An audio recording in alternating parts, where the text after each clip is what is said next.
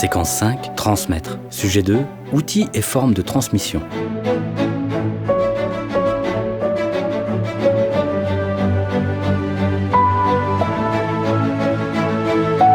Dans les sujets précédents, on a vu l'importance d'établir une relation de confiance et des dialogues avec le public avec qui on veut partager nos informations ou nos motivations.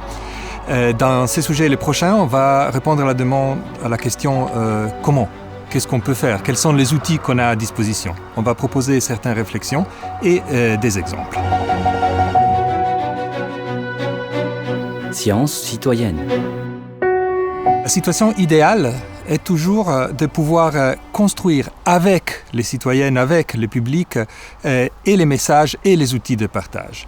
Dans une démarche de co-création, voire de sciences participatives, où on les engage ensemble et les citoyennes peuvent apporter leur expérience d'un côté, mais aussi leur connaissance, leur point de vue. En ce cas, ils ne sont plus des cibles de notre communication. Ils sont des partenaires, ils sont des parties prenantes. C'est la démarche évidemment la plus intéressante, aussi parce que tout le monde apprend dans ces cas-là, et qui est en plein essor en ces moments. Je peux suggérer d'aller voir une collection d'exemples que l'Alliance Sciences et Société a recueillis dans un livre blanc, prendre la société de la connaissance au sérieux, mais bien sûr, cette posture n'est pas toujours possible et voire parfois pas adaptée. Il nécessite d'avoir avec soi des citoyennes engagées et ce n'est pas toujours le cas. Et donc il y a beaucoup d'autres typologies d'actions, de postures qu'on va voir dans les prochains sujets, qu'il faut chercher en adaptant au maximum nos objectifs avec les objectifs du public qu'on a devant soi. Ne pas avoir peur du traditionnel. Avant de proposer quelques dispositifs un peu innovants, j'aimerais bien souligner l'importance des classiques. Une conférence, une petite exposition, un atelier dans les écoles, c'est des outils peut-être un peu banals, mais parfois tout à fait adaptés. Et il ne faut pas les oublier. Quelques conseils pour engager le public avec une exposition. Quelques conseils simples sur ces outils traditionnels, disons. L'exposition. Une petite exposition peut être un très bon outil, mais attention, par exemple, quand on traite les panneaux, à très bien hiérarchiser les contenus, bien séparer les contenus entre titres, sous-titres, et mélanger images, textes, schémas. Une exposition n'est pas un livre mis en vertical. On ne la lit pas, on l'explore. Et donc, donnons aux visiteurs la possibilité d'explorer l'exposition. Posons toujours des questions, interpellons les visiteurs. Une exposition, c'est un acte collectif, on la visite ensemble.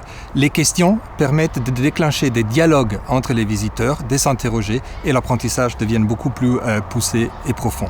Troisième point d'attention, essayez de toujours faire quelque chose aux visiteurs. Une petite prise de position, je préfère thé ou café. Ça permet de lire et d'interpréter ce qu'on nous a fourni avec une démarche active.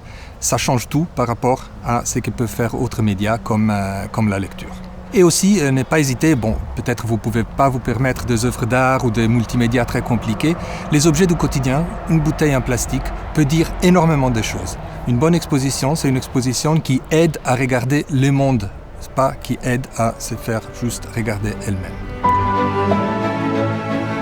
Quelques conseils pour engager le public lors de la rencontre avec un expert.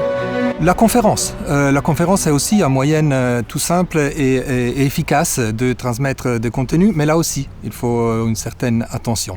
Dans notre association, par exemple, Trace, on a un critère. L'expert n'est jamais le premier à parler. C'est toujours le public les premiers à parler. Avec de petits artifices, ça peut être des mots-clés, ça peut être des questions, ça peut être l'expression des ressentis. Et en tant qu'organisateur ou expert qui parle dans une conférence, on se rend compte facilement qu'on est beaucoup plus efficace quand on a pris un petit peu de temps pour écouter notre public avant de lui amener nos propres connaissances. Autre point d'attention, n'est jamais avoir peur du jargon, des choses compliquées. Le public adore les choses compliquées. Mais il faut le mettre bien dans un contexte qui permet de transformer ce qui peut être un élément de difficulté en élément d'apprentissage. Et après, si vous avez des enfants devant vous, essayez de poser des questions auxquelles ils savent répondre. Et si vous avez des adolescents, par contre, jamais poser des questions auxquelles ils savent répondre, mais poser des questions là où ils peuvent exprimer leur propre opinion. Ils seront beaucoup plus engagés.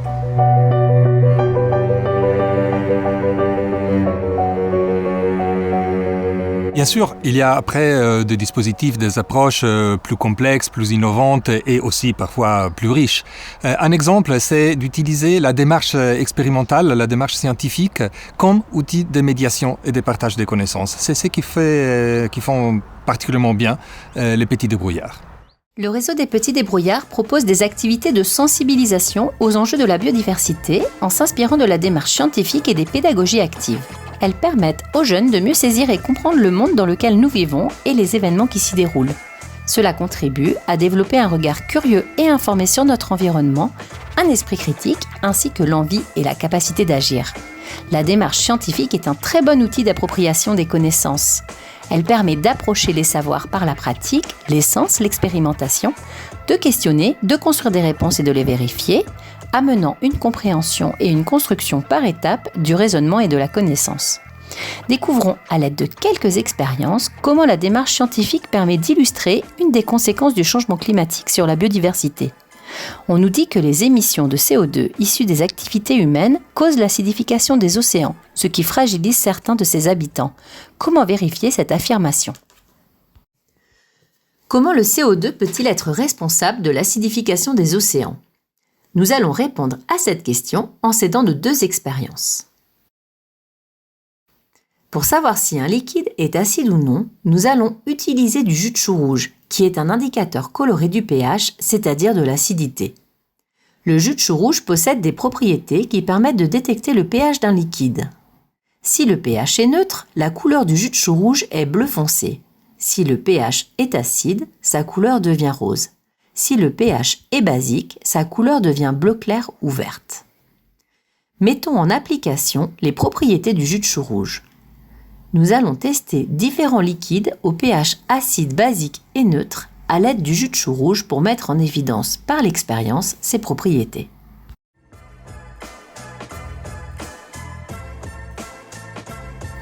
On observe bien qu'en contact avec le jus de chou rouge, les solutions à pH acide, vinaigre, jus de citron, lessive liquide, deviennent roses.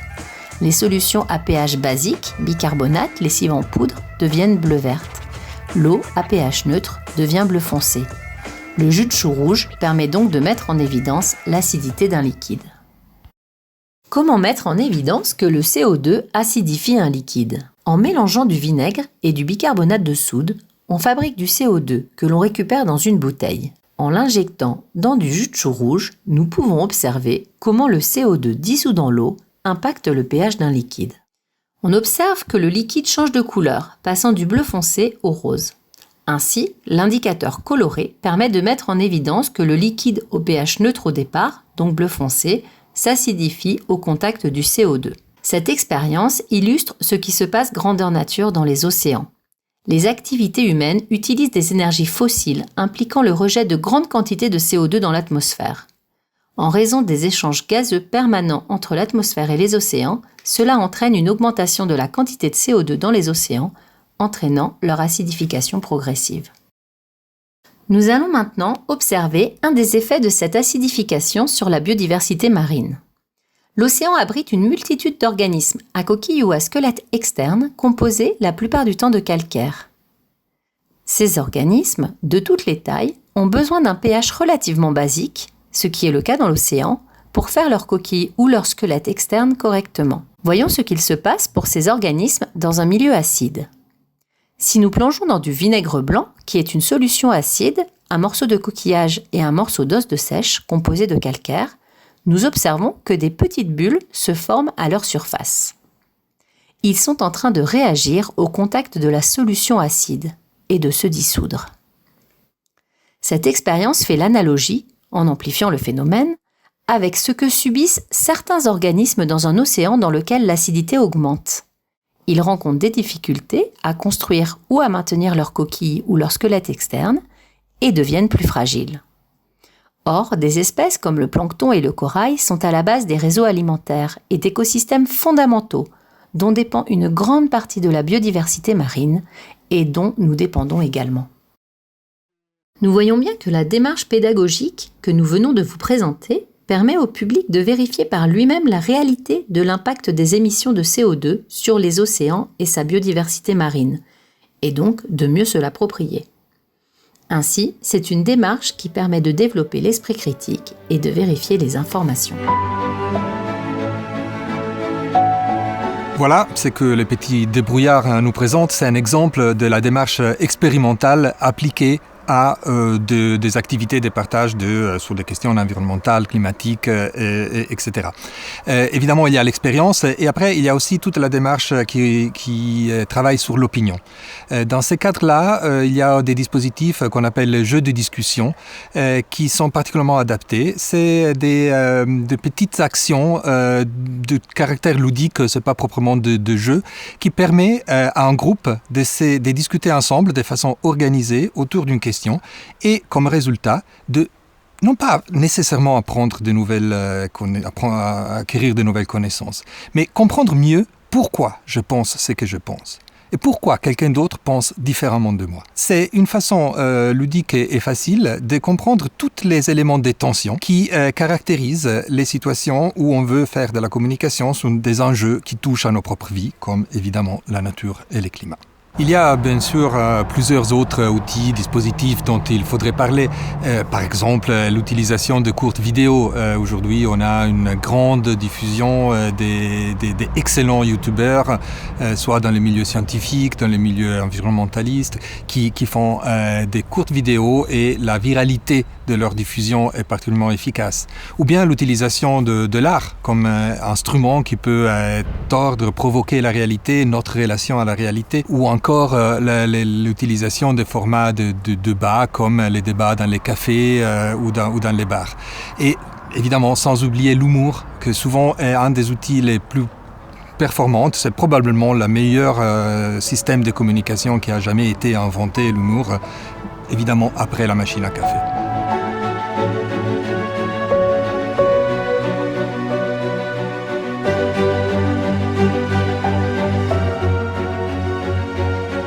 Alors les conférences et la mer monte, la mer contre-attaque, ce sont des objets un petit peu non identifiés parce qu'en fait ce sont à la fois des conférences mais aussi des spectacles. Alors en fait dans ce contexte-là, je suis scientifique, je donne un discours factuel, des faits scientifiques mesurables qui s'imposent à nous.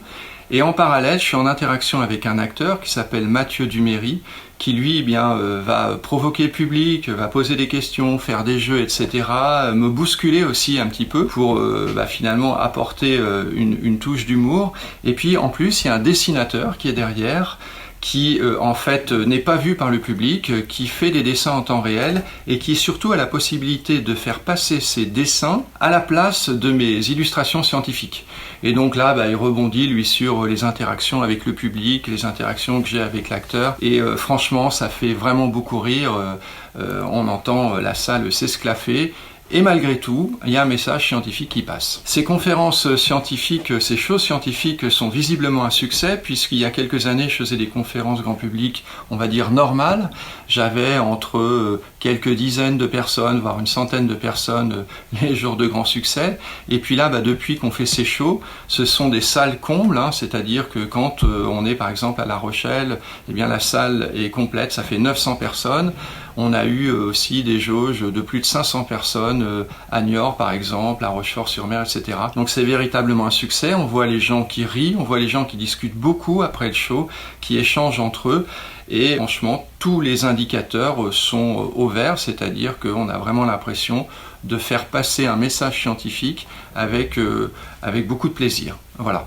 Chaque fois qu'on a les moyens ou la possibilité, c'est toujours mieux de faire appel à des professionnels, à des spécialistes de l'outil qu'on décide d'utiliser. Mais on sait très bien, ce n'est pas toujours possible. Et alors, la meilleure chose à faire, c'est de regarder autour de soi, de travailler sur les exemples. C'est peut-être banal, mais chaque fois qu'on décide d'utiliser un outil spécifique, c'est une bonne chose d'observer, de repérer les choses qui nous plaisent, repérer celles qui ne nous plaisent pas, comprendre pourquoi, et essayer d'imiter ce qu'on a envie d'imiter et pas le contraire. Et un dernier point, chacun a un rôle, une situation professionnelle, une posture, une façon de parler différente.